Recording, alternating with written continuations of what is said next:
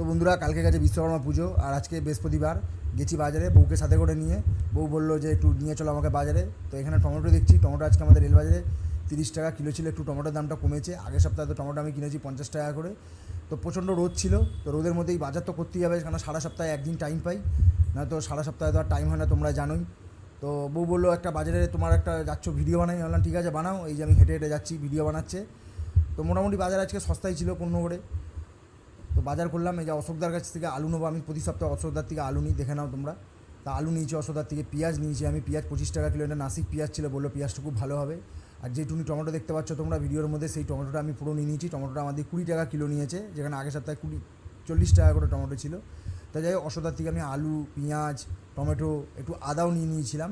তা গুছিয়ে, কেন কি দেখো, একটু বেশি করে না নিলে আমার হয় না, কেন আমি সারা সপ্তাহ টাইম পাই না, তোমরা তো জানোই। তো এখান থেকে আমি আদাও নিয়ে নিলাম। আর কি বলবো তোমাদেরকে, ভিডিওটা ভালো লাগলে একটা লাইক, একটা কমেন্ট করবে। তো চলো, দেখা হচ্ছে নেক্সট ব্লগে। টাটা।